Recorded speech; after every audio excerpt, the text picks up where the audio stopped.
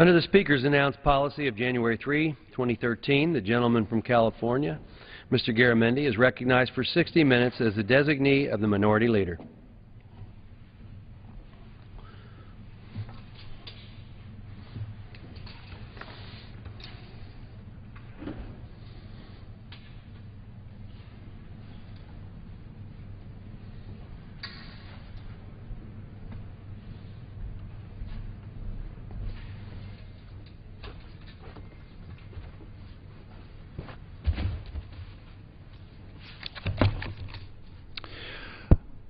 Thank you, Mr. Speaker. It's good to return from our 3 weeks back in our districts.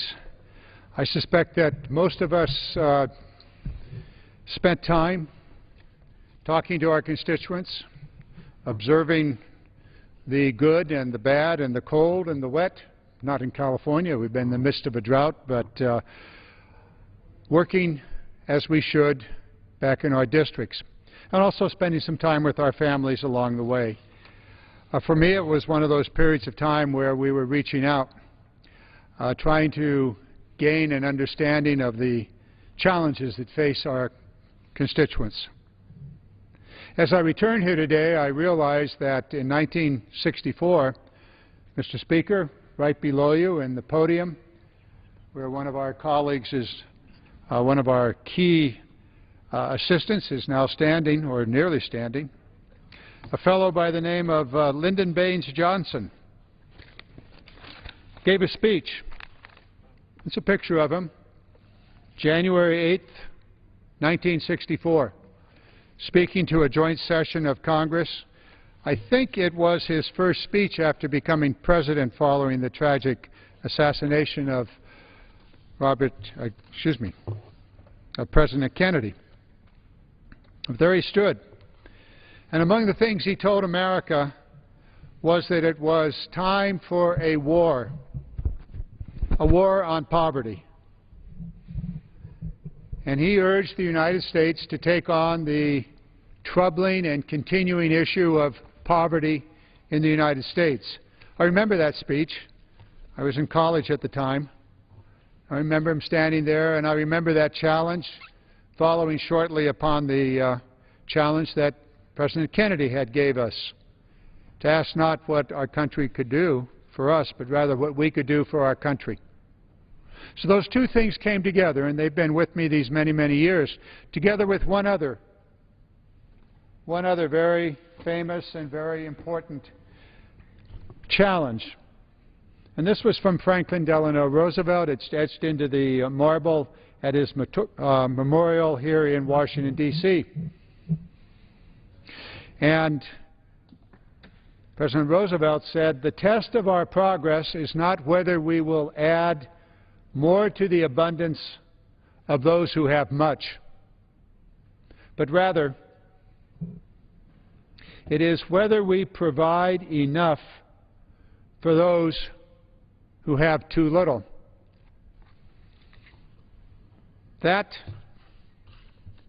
ethical, moral position was taken up by Lyndon Baines Johnson when he declared the war on poverty 50 years ago. 50 years ago, at a time when seniors in the United States, 47% of them were impoverished. I remember well, during those years when my father took me to the county hospital to visit a neighbor, the poverty, the ward, the odor, the hopelessness. So what did America do? What did America do to face this challenge? Well, Social Security was already in place, one of the fundamental pillars to deal with poverty among seniors. In this chamber, in the Senate chamber, the men and women who then represented the American people put forward an extraordinary effort to deal with poverty in the United States, and one of those major second pillars to address poverty was the establishment of the Medicare program. for seniors. Men and women over 65 years of age were guaranteed that if they lived to 65, in the years and days following, they would have a health insurance program. Incredible step forward. Many other things were done. Programs were put in place for jobs. Job programs across this nation, in Appalachia, in the Central Valleys of California, and all across this nation. An outpouring of sympathy, an outpouring of the basic morality of this country took place. Children, in 1967, 29% of the children in this country in 1967 were in poverty.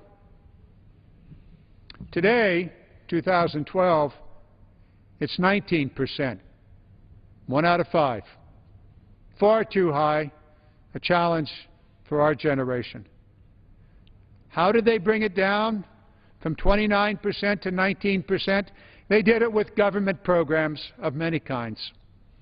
Head Start, food stamp programs, programs dealing with earned income tax credit, which, by the way, was added during the Nixon period. All of those things together reduced the poverty. Today, take away those government support programs for children, and we would have 30% of every child in the United States living in poverty.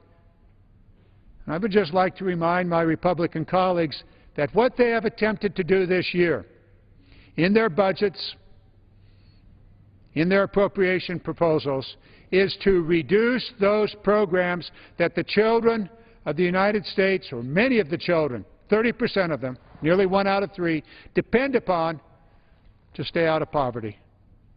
Not a good idea. If this is one of our moral compasses, adding to the abundance of those who have much, or providing for those who have too little, if that's a moral compass, how are we doing? Well, let's look at it. Let's look at how we're doing. One of the things that FDR said was the 4 freedoms, freedom from want. As a result of the Great Recession in 2010 and beyond, 46.2 million Americans live below the poverty level, the highest number in 52 years. Food lines in America today, as they were in the 1930s. Men and women lining up at the various food programs to get food. It's America today. How about the children? How about the children today? Those 1 in 5. Well, let's see. If FDR says the test is not how well the well are doing, the wealthy, but rather how the poor are, in 2012, the wealthiest Americans took home the biggest share of income, in 2012 ever recorded in America's history. 1 out of every 4 children in America go to bed at night not knowing where their next meal comes from. In my own area, Sacramento, California, as reported by the Sacramento Bee, the capital's newspaper, the bottom 20% of the region's people lost 27% of their income between 2007 and 2013, the beginning of 2013. The bottom 20% earn less than $23,000 a year, yet they lost 27% of their income. The next 20%, those $43,000 and below, or down to $23,000, lost 22% of their income. The next 20%, we're now up to 60%, those between $43,000 and $71,000 annual income, lost 15% of their income. This is America today in my area, where the bottom 60% have not moved forward, but rather have moved backwards. Oh, but if you're in the top 20%, these folks here, they took in 50% of all of the income generated and earned in the Sacramento region. The bottom 20% took in 3%. So, Franklin Delano Roosevelt, how are we doing with our moral compass? How are we doing? Are we adding to those who have little, or are we adding to those who have much? It's clear, not just in the Sacramento, California region, but across this nation, that those who have much are doing extraordinarily well, while those who have little are falling further and further behind. 50 years ago today, President Lyndon Baines Johnson stood right there, and he declared a war on poverty. And where are we today? We're not winning that war at all. But there are solutions. There are ways in which we can deal with this. And one of them is to put a stop to this kind of situation. This is a photo taken outside of a workshop that I conducted in Fairfield, California, for the unemployed. It's a jobs workshop. 1,000 people in a town of less than 100,000 showed up seeking a job.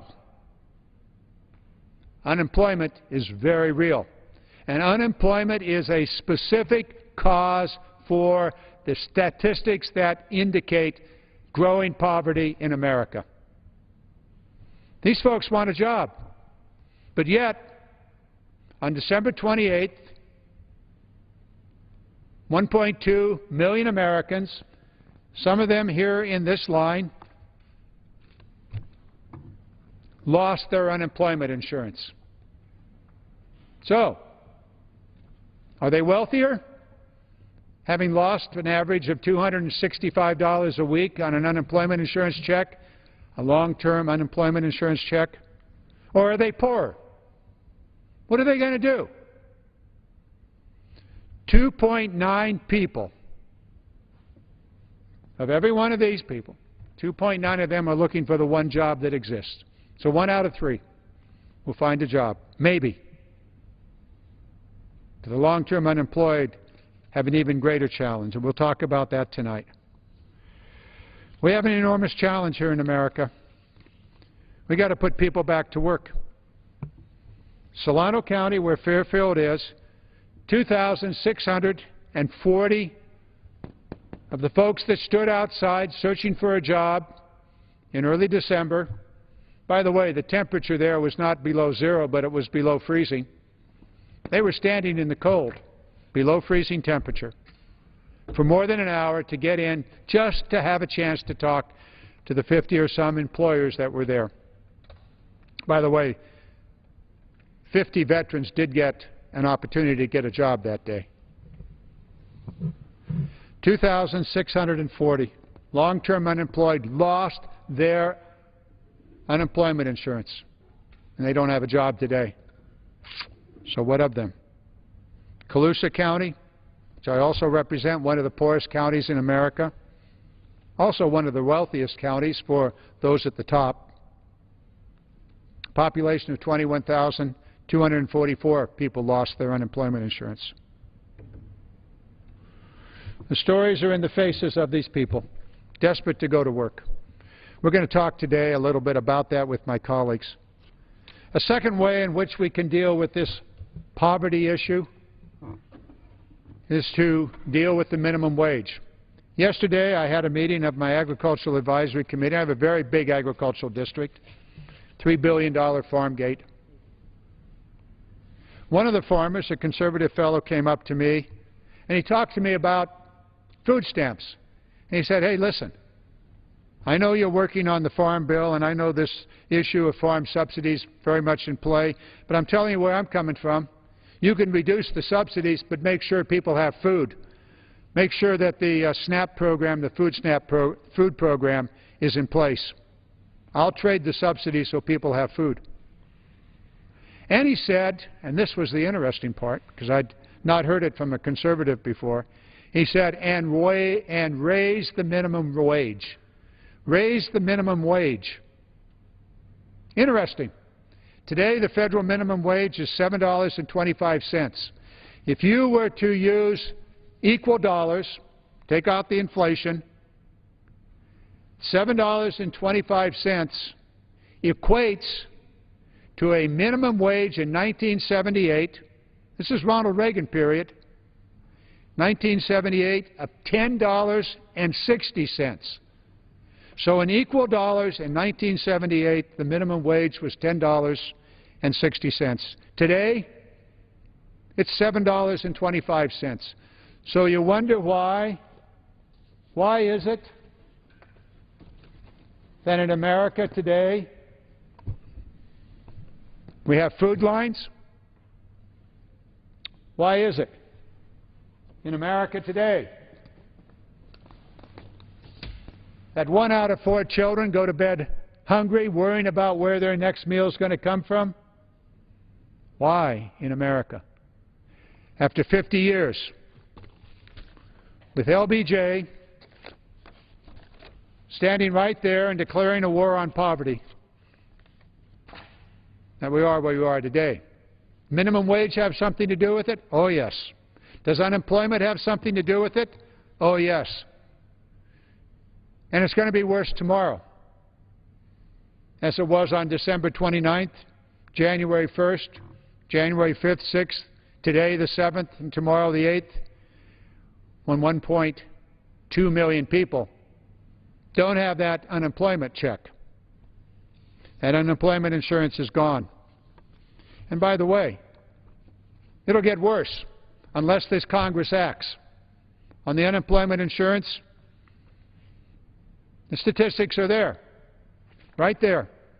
By the end of this year, unless Congress acts to put people back to work, and we can, and we will talk about that tonight, unless Congress acts to extend the unemployment insurance, 4.9 million Americans will lose their unemployment insurance. And this will be the face of America. Hungry children. This will be the face of America. Hungry adults. Families without jobs. But this is America. This is the place where we can solve problems. We have it within our capability as a nation, as an economy, to put people back to work. We can do it if we have the will to do it. And it's up to us to look into the faces of poverty in America, to look at the children of America and say, we can address this issue. We can put people back to work. We can do it now by rebuilding America's infrastructure. We can pay for the unemployment insurance by not spending nearly $90 billion this year in Afghanistan for the most corrupt government on the face of the earth. $6.8 billion needed to keep Americans with food and shelter and clothing. We can take it out of the pocket of Mr. Karzai and his cronies and still meet the challenges that my colleague spoke about earlier this evening. We're making choices here. We can build our infrastructure. We can pay for the unemployment insurance. We can educate our children. For those long-term unemployed that need a re-education, need to have that job skill, we can do it. And when we do it, this economy will grow. The taxes will flow into the governments of the United States, including the federal government. The deficits will shrink. But you leave that long-term unemployment as high as it is today, and we have put an anchor out the back of the great economic ship of the United States, and we will not be able to move forward in a way that addresses this issue, this fundamental moral issue of America. Are we providing enough for those who have too little? Today we're not, but we can. And joining me tonight are two of my colleagues from the East Coast. Paul Tonko, you and I have spent many hours here on the floor discussing these issues. And joining me, our new colleague from the state of Nevada, Mr. Hosford. I'd like you to start. I know you had an experience this last week in your district when you met with people that were unemployed. Please share with us your view of this issue from the state of Nevada. Thank you. First, I'd like to extend my appreciation to my colleague, Mr. Garamendi, from California for laying out the case for economic mobility. And I'm glad that we're beginning to have this discussion at the beginning of this second session of the 113th Congress, because it's the discussion that the American people desperately need this Congress to focus on. And you touched on it. Are we providing enough for the people who have too little? Are we focused on those who are in the middle class and are striving to be part of the middle class? I'm from Nevada. Nevada is currently tied with Rhode Island for the highest unemployment in the nation at 9%. This is not something that we're proud of. We like boasting about being the entertainment capital of the world. The fact that we have some of the most magnificent natural resources. But unfortunately, the prolonged recession has hit our state and the people of Nevada to our core. And it's because, in large part, our economy was a growth economy. For nearly 20 years, year over year, we had double-digit growth. And people were moving to the great state of Nevada to help us build and to grow. But during the recession, that changed. And so now, thousands, over 100,000 Nevadans are unemployed and have been, primarily from the construction, engineering, and architecture sectors of our economy. But thousands of Nevadans have spent more than a year now doing what many of us here in Congress maybe haven't had the perspective of experiencing. And so my question to my colleagues tonight is, have you ever been unemployed? Do you know what it feels like to have to go to a work center or to spend your days full-time looking for work? Do you know what it means to submit resumes after resumes, never to get a call back, not knowing if it's your skills or some other issue as to why you're not getting that interview? Well, thousands of Nevadans have the full-time job right now of looking for work. And I recently held a meeting at a local work center, Workforce Connections, and met with constituents who are affected by this prolonged recession. And the discussion that we're having here tonight about the need to have a priority and a focus on creating jobs in America again. They've been affected by the downturn in the economy, and they've been affected by the expiration of unemployment benefits, many of them. And I promised that when I came back to Congress today, that I would share the story of several of these constituents, because too often we talk in this chamber as if there aren't people behind the numbers. There's 1.3 million Americans, our neighbors, who are without unemployment insurance. Think about that term, insurance, of the unemployment insurance program, who are relying on this Congress to do its job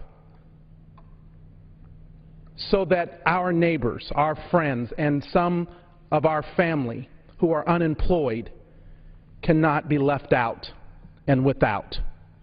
So I just want to share the story of several of these constituents because I want to put a perspective on who we're talking about. One of the constituents, her name is Pauline. She's worked in a warehouse customer service position. She has a degree in bookkeeping, but unfortunately, after more than 20 years in serving as an accountant, her skills are outdated. And so as she's looked for current jobs, she hasn't been able to land one. She was laid off because technology devalued her position, and there was no longer a need for her services. She currently lives at a home with her husband and 2 adult offspring who are also looking for work. One of her daughters just got hired actually yesterday as a teacher. She was very proud of that. So you know what she's doing? After 20 years, she's enrolled in a training program to update her skills in QuickBooks so that she can add that certification to her resume, because that's one of the things that the employers that she's applying for say that they want her to have, is this certification. And she's using the unemployment insurance as a bridge while she's in training to allow her and her family to meet their basic obligations to keep a roof over their head, to provide food on the table, and to keep the lights on. Those are the basics that are being funded because of unemployment insurance. Then there's Alfredine. She was laid off from the medical industry after more than 20 years as an administration person. She handled all of the admissions for this local medical company in Southern Nevada.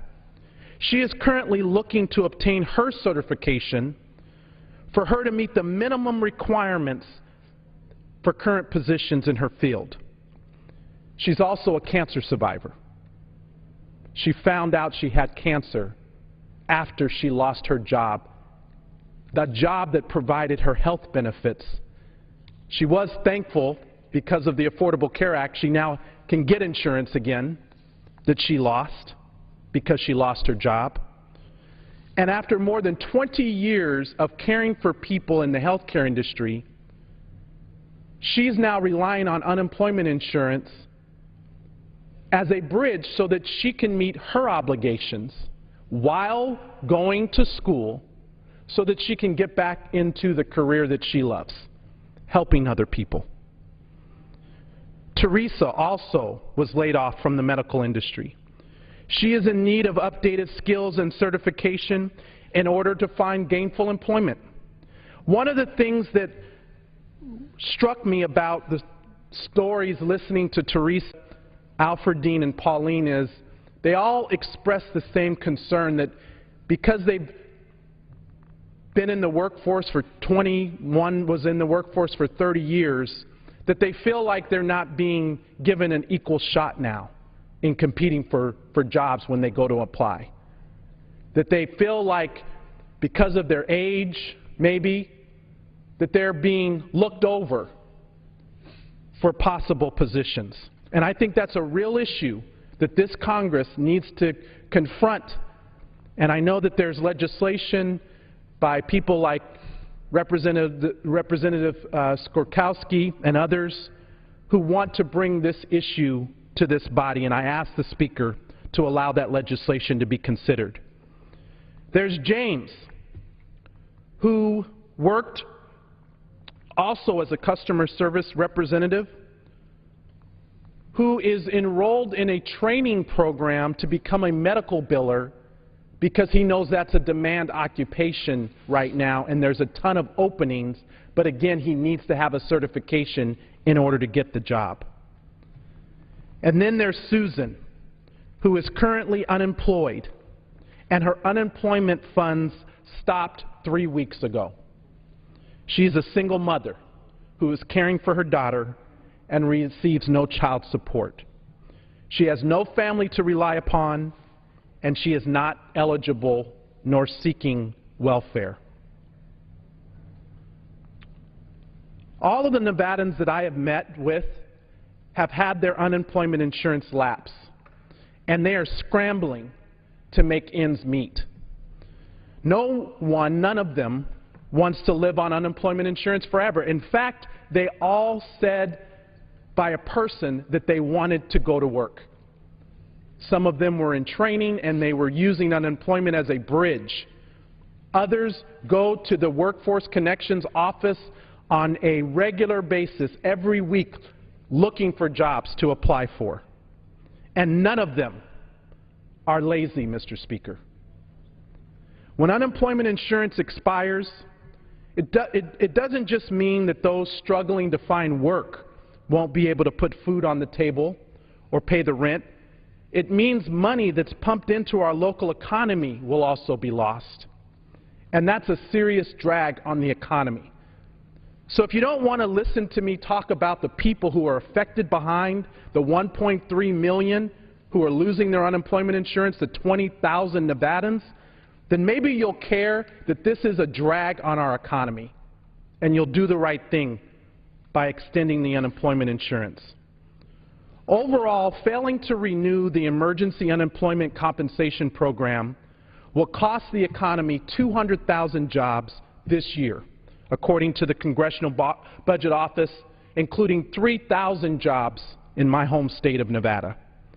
The expiration of federal unemployment insurance at the end of last week is already taking more than $400 million out of the pockets of American job seekers nationwide and in local and state economies.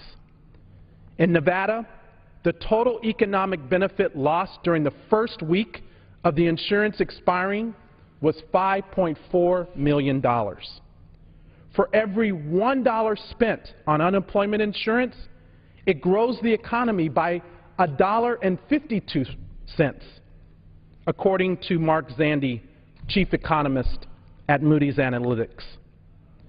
So there's some 17,600 unemployed workers in Nevada who have lost their unemployment benefits because this Congress failed to do its job in December when we had an opportunity to do it. I urge the Speaker, along with 170 of my colleagues, to not adjourn, to not go on recess until we completed the work of extending the unemployment insurance. But that request was not acted upon. And so we're here. And as my colleagues have said, there are things, there are solutions that we can do to extend the unemployment insurance. And if you want to offset it, if you want to have pay-fors, I'd like to offer a couple of suggestions on how to pay for it. In order to offset funding for unemployment insurance, Congress could close a number of corporate tax loopholes, such as eliminating tax incentives for companies to move jobs overseas. Why is it that we continue to incentivize major corporations based on U.S. tax policy for shipping jobs overseas when we have Americans who are desperate for work right here? Why should big CEOs get corporate bonuses at the end of the year for sending our jobs to other countries when the people in our own neighborhoods could be performing that work? The United States loses an estimated $150 billion annually to tax avoidance schemes involving tax havens.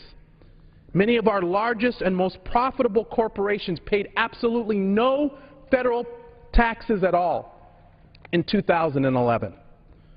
So Congress could also find revenue by placing caps on commodity payments or eliminating or reducing subsidies to mega farms in the farm bill that's currently negotiated. So if, for whatever reason, my colleagues on the other side think that it's the constituents that I talked about who get $300 or $400 a week who are the problem with the federal budget, that they're the problem, the reason that we have a federal deficit, then I would urge you to consider these pay-fors. Let's end the tax corporate subsidies.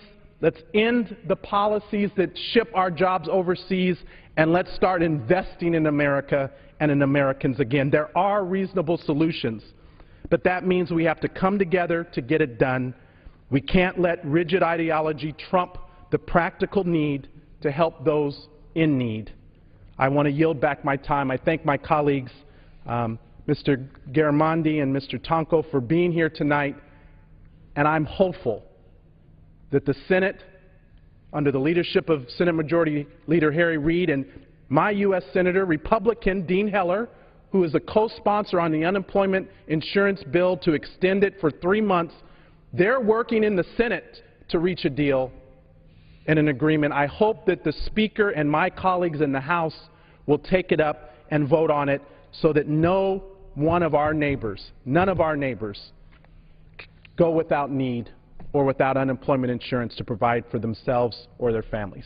I yield back my time. Mr. Hosford, thank you so very, very much for bringing to us the message from Nevada, the message of compassion, the message of hope, and the challenge that we face. This House is fortunate, as are the constituents that have elected you, to have your voice heard on the floor and heard across America. Now, over the last 3 years, my colleague from New York and I have talked about jobs, talked about making it in America, and talked about this problem of unemployment. So joining me now is Paul Tonko from the great state of New York. Thank you, Representative Garamendi, for leading us in this discussion for an hour of focus on solutions that are possible out there, within our grasp, easily within our grasp. And as you and the gentleman from Nevada, Representative Horsford, have highlighted with very, very strong context placed in terms of the human impact here and the great compassion with which you spoke, I couldn't help but think that we're challenged in this given moment by a very daunting series of questions, coupled most notably. Do we reject our history, or do we respect our history? Our history, replete with success stories, perhaps in some of our darkest, deepest, painful hours, should inspire and direct and challenge us, guide us in a way that enables us to embrace the progressive voices of the past and use that in instructive measure to move forward with the socially correct thing to be done so as to respond to those needs of the many, the bulk of the middle-income community that beckons us to be there, and to be there in sensitive measure. Do we respect that history? Representative Garamendi shared the words of President Franklin Roosevelt. Are we willing to add to those who have plenty? We were challenged by President Johnson in his message addressing the war on poverty. Today, as all of these statistics were exchanged by my two colleagues, I couldn't help but recall the fact that we are reaching some of the greatest measures of productivity in our business community, in our industrial settings today. Where is the sharing of success?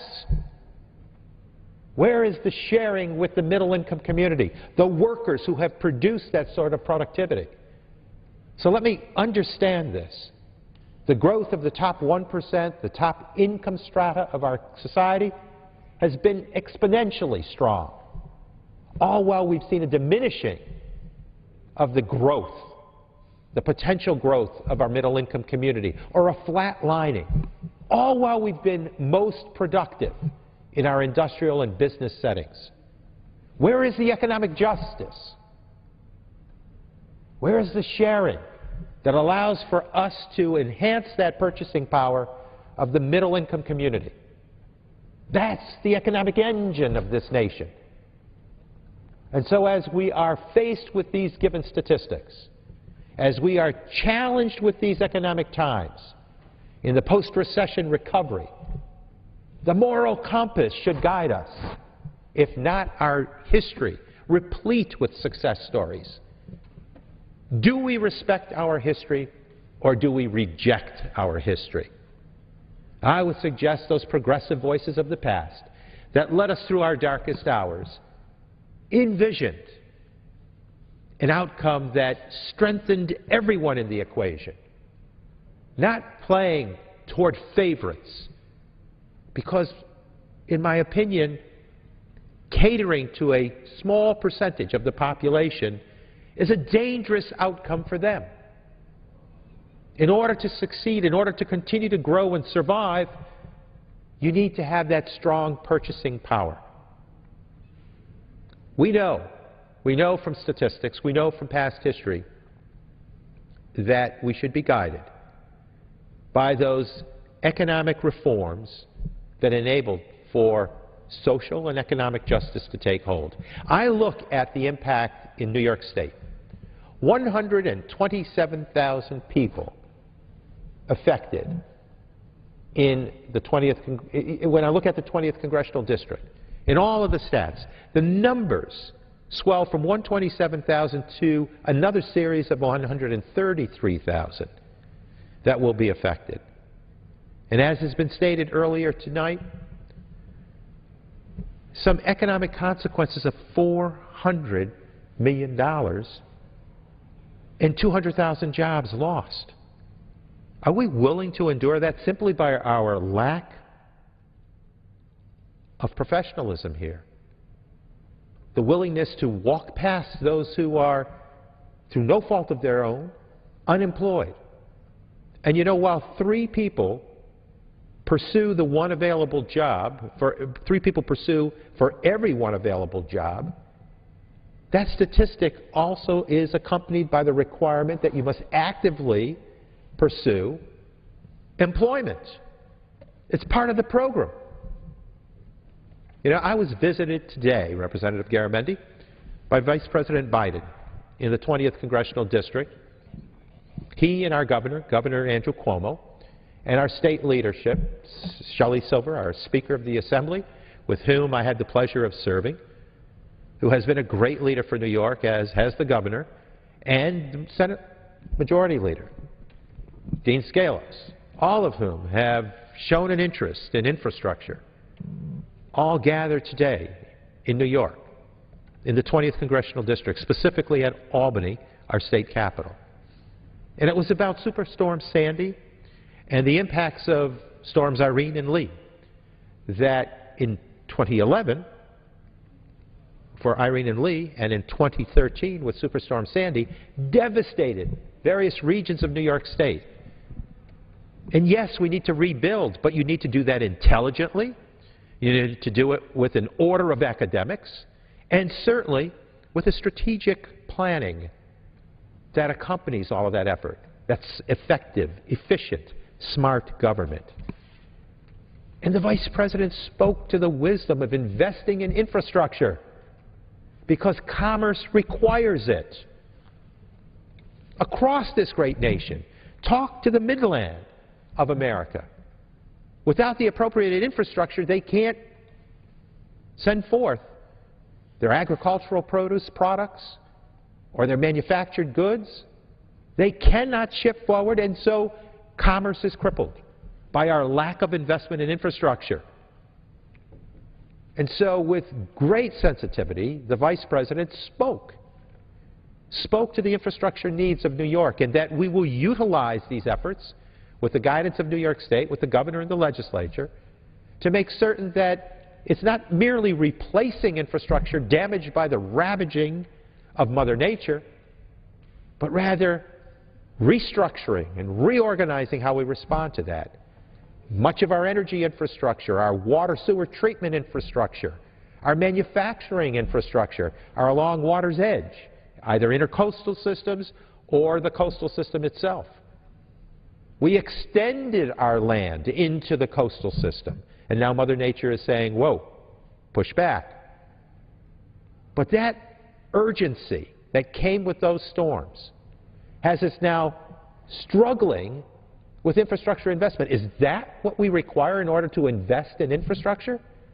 So we need to go forward and make certain that these down payments on the future strength of this nation are made, and made sensibly, and made in an order of investment, not spending, but investing, where reasonable expectation, justified expectation of a return on those hard-earned tax dollars is there. And we will see that with the infrastructure improvements. So much can be done. I'll close with this, not close with this, but Take a break. Take a break, as they say. I will yield back to the gentleman from California just in making this statement. You can't have it both ways. You can't deny all these legislative bills that are advanced to the Congress or initiated by members of the House that would speak to job growth. The President has sent forward, on behalf of the administration, a number of bills that would grow our economy, grow the climate to enhance job growth. You can't reject that agenda and then not reauthorize the unemployment insurance benefit package. If you're going to do that, if you're not going to reauthorize, then you need to do the jobs packages that have been sent here.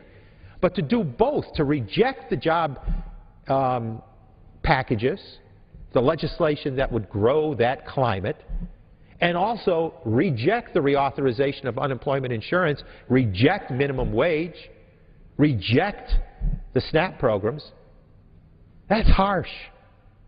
That is not being guided by a moral compass, and that is not America at her best.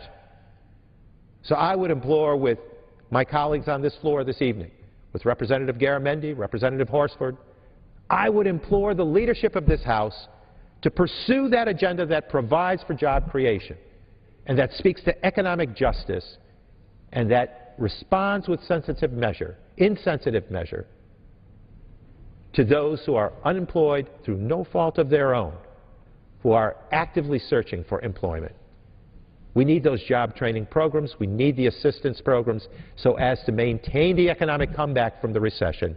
And with that, I yield back to Representative Garamendi from the great state of California. Mr. Tonko, thank you so very, very much. We've got about 10, 12 minutes here. Let's do kind of one of those back and forth real fast. I'm going to go through a bunch of placards here very, very quickly.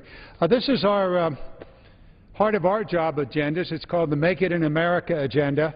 They're trade policies, and we're going to be dealing with a major one of that. Mr. Horsford, talked about tax policy, critically important, energy policy, which we've not come to tonight, labor issues.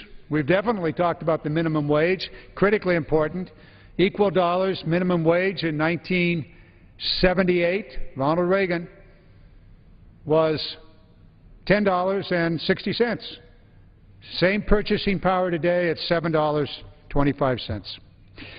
Okay, education. We talked a little bit about the not a little bit. Mr. Horsford, you talked a great deal about the education, re-education programs, research, which we haven't covered today, and, of course, the infrastructure issues. And, by the way, you're using American taxpayer dollars for all of these things. We ought to be buying American-made products. So we'll make it in America using American taxpayer dollars. We talked a little bit about, a lot about infrastructure. Every dollar you invest, 1.57 pumped into the economy, jobs created. Mr. Horsford, you talked about the unemployment in the building trades. Very important. Those people can go back to work, and this can go immediately. Oh, by the way, August of this year, unless we fund and expand the transportation programs in the United States, there will be no more new bids for transportation programs. This issue is before the Congress today. This one. This is what happens when you don't invest in infrastructure. This is the Interstate 5 bridge in Washington, just near the Canadian border. You talk about commerce, came to a halt. This bridge collapsed. More than a couple of thousand bridges in the United States are in similar jeopardy and could collapse. Major infrastructure needs to be done. This is my district. I have 1,100 miles of levees. Floods. We have a Water Resource Development Act bill in conference. I'm fortunate enough to be on that conference committee, and this is what we must do. We must improve our levees, we must deal with Superstorm Sandys, and we must make sure that we are protecting our citizens. Once again, how do we pay for it? Why are we giving Karzai government $3 billion not knowing how they're going to spend it? I'll tell you where you can spend $3 billion. You can make sure our levees are sound and up to date. Mr. Horsford, would you like to join us? And we'll do the quick minutes here. Well, I want to just accentuate, thank you for yielding time, the need for infrastructure.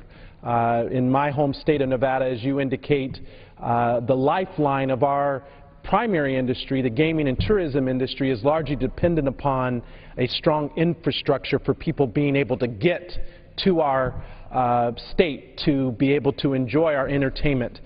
We have legislation before this Congress that would do just that by helping to build a new interstate between Phoenix and Las Vegas, the two major metropolitan communities in the Intermountain West that don't have a major interstate between them, that would help create a corridor between Mexico and Canada and provide the type of trade and commerce that would grow our economy. Those are the types of investments that we desperately need, as well as an investment in our veterans. A third of my population in the 4th Congressional District of Nevada are veterans, people who have served our country with distinction and honor and now have come back home and cannot find work. And it's why we need to reauthorize the Veterans Employment and Training Act, help to provide entrepreneurial and small business funding for veteran-owned businesses so that they can compete and participate in the Making in America agenda that Mr. Garamendi and Mr. Tonka and other leaders in this body have worked so hard to bring forward. So I urge the House Republican leadership, we're serious about solutions for the American people. I didn't come here to be a no vote or a yes vote for every piece of legislation. I came here to work with my colleagues to find solutions to complex problems. And one of the biggest problems that we face is that not enough of our friends and neighbors can find work. And the way to address that is to make it in America and to support our agenda. I yield back my time. I'm delighted that you came here. And I think the people of America, as they come to know you over the years that you'll serve here in Congress, will share that delight, your wisdom, your ability to articulate key issues. Thank you so very much for joining us tonight. Continuing our lightning round, Mr. Tonko. Thank you, Representative Garamendi. Quickly, the infrastructure issues are heavy duty, and it's not just traditional roads and bridges.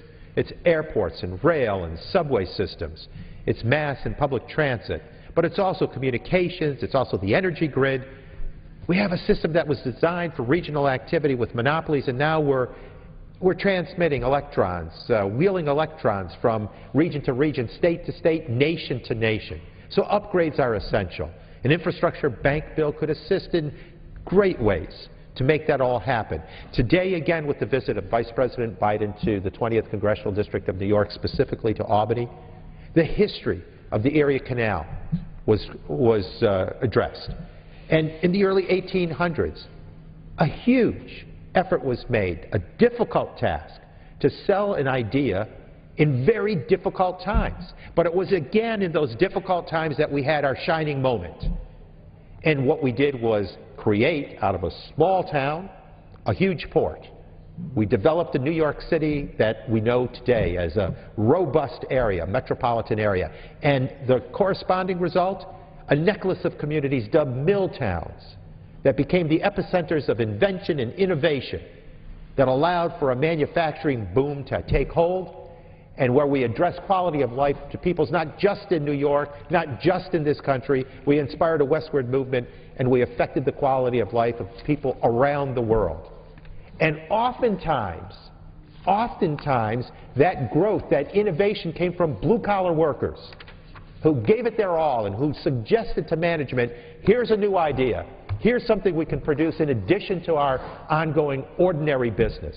And so what that strikes in my mind is the need to invest in R&D, research dollars that translate into jobs, taking that innovation, that intellectual capacity of this nation, taking all of that brain power we developed through education and higher ed investment and putting it to work and allowing us to grow our energy independence by innovation, by producing energy supplies here as American power and delivering in more effective, efficient ways where there isn't line loss, where perhaps there is grid system activity that is localized to the close to the source that requires that electricity.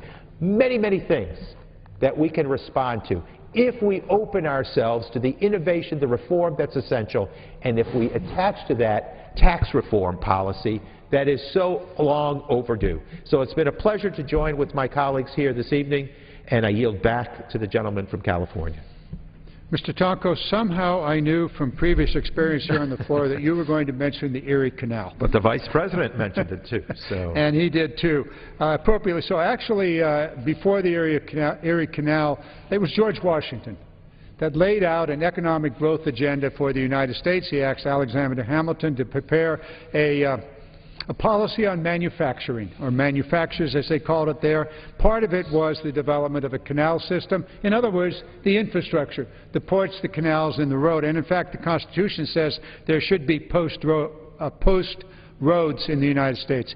Much to talk about. Make it in America. Use our tax dollars to make to buy American-made products in these areas: trade, taxes, energy, education, research. Oh, by the way, 2 years ago, the President of the United States stood right there in his State of the Union and said, here is an American jobs program. You know what he talked about? Every one of these issues.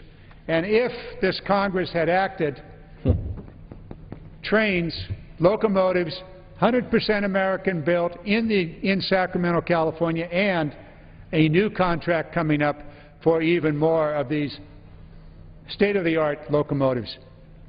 Mr. Horsford, end the lightning round, and then we'll turn this back to the Speaker. I just want to conclude by ending where you started, which is on creating economic mobility for all Americans. When we talk about innovation, job creation, growing the economy, we're talking about growing an economy that works for all Americans. For people who are in the middle class, most importantly because they are the engines of our economy, but also those who are striving to be part of the middle class. And that's why assistance for unemployment insurance and extending unemployment insurance is so important. It's why providing nutrition assistance programs for families when they're in need is important, because they are creators in moving people out of poverty and into the middle class. And it's what we are focused on when we talk about making it in America. We're not saying make it in America for the top 1% of the wealthiest, the elite.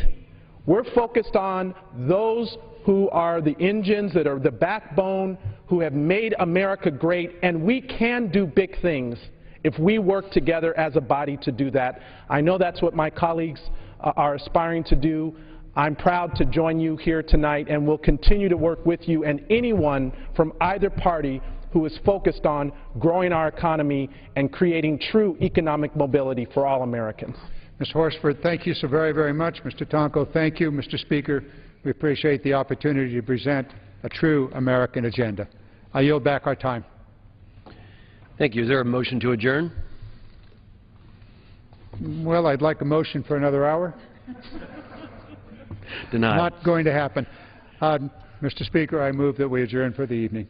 The question is on the motion to adjourn. Those in favor say aye. Aye. Those opposed, no.